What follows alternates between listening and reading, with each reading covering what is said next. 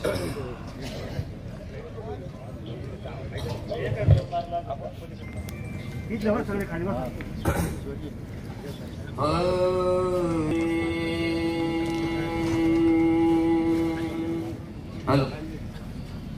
आणि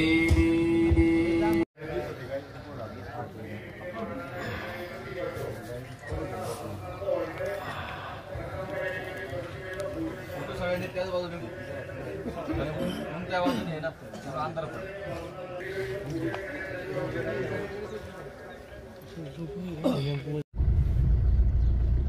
प्रसाद केलाय। प्रत्येकाने 2-2 घास घ्या, हीच खरी श्रद्धांजली होईल एवढंच या ठिकाणी सांगून थांबतो। धन्यवाद।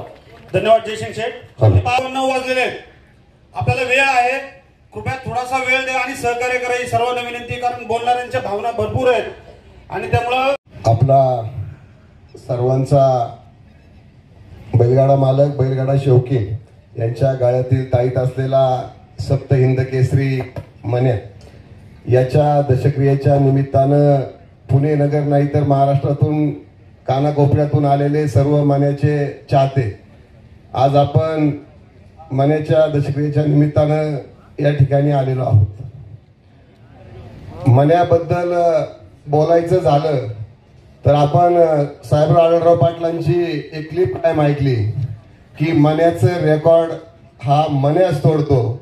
घाटात तर त्याने त्याचे रेकॉर्ड तोडलेच, पण आज एखाद्या दशक्रियेचा रेकॉर्ड पब्लिकचा देखील मन्याने तोडला हे मी या ठिकाणी आवर्जून सांगतो। बोलताना अंगावर काटा येतं की बैलगाडा शर्यत म्हणजे काय असते आणि याचं उदाहरण जर आज लाईव्हच्या माध्यमातून संपूर्ण जग पाहत असेल, अखिल भारतीय बैलगाडा संघटना युट्यूब चॅनलच्या माध्यमातून आज 20,000पेक्षा जास्त लोक लाईव्ह पाहतात। केबलला पाहणाऱ्यांची संख्या ही पण भरपूर आहे आणि इथं आपण हजारोचा जनसमुदाय पाहतोय। म्हणजे एक बैल नंदी माणसाच्या आयुष्यात काय करू शकतो याचं मूर्तिमंत उदाहरण म्हणजे मन्या आहे। घाटात जर मन्या जुंपायला आला तर मगाशी सांगितलं महाराजांनी सांगितलं, जयसिंग शेट्टी सांगितलं, लोक वडापाव घेऊन पळायची पाहायला, किती अलावसर मंडळी पाहिजे इकडे तिकडे पाहाल तर संयमी होता, नम्रपणा होता, तेच गुण या मन्यामध्ये होते। बैलांनी कधी कोणाला मारलं नाही, झुपायला त्रास दिला नाही आणि त्याचं लक्ष फक्त पळणे आणि घड्याळ आतून कसं येणे, मग शेजारी कोणताही बैल असू द्या आणि हेच मन्या करत गेला आणि आकाशाच्या मनावर हे राज्य करत गेला। असो मन्याची जी पोकळी आहे ती आपण कधी भरून काढू शकत नाही। राजूशेठ जवळकर असतील त्यांच्या गोट्यात आताही भरपूर बैल आहेत, परंतु त्यांना देखील त्याचं शल्य कायम राहील। होईल तेवढे सगळे प्रयत्न त्यांनी उच्च सगळे प्रयत्न केले, परंतु त्याला अपयश आलं। असो नियती पुढे कोणाचं काही चालत नाही। मी मन्याच्या एक किस्सा आवर्जून या ठिकाणी सांगेल। सुधीर भाऊ मुंगशे या ठिकाणी उपस्थित आहेत।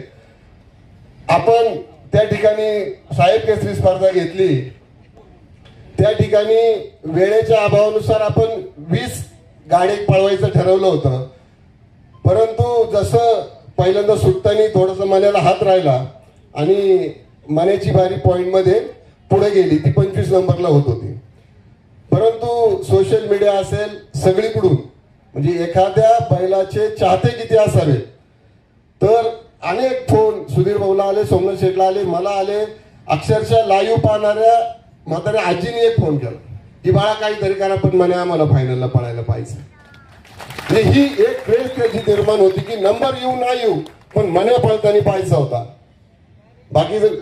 आणि त्यावेळेला मात्र वेळ कमी होता म्हणून 20 गाडी घेतले, नंतर वेळेचा थोडासा वेळ शिल्लक राहिला म्हणून आपण कमिटीने पहिल्यांदा निर्णय सगळ्यांनी बसून घेतला की बैल पळू द्या। त्याच्याबरोबर 7 गाडी घेतल्या आणि 27 गाड्या आपण त्या यात्रेत पळवले। ही शेवटची मोठी शर्यत मला वाटतं मन्याची झाली।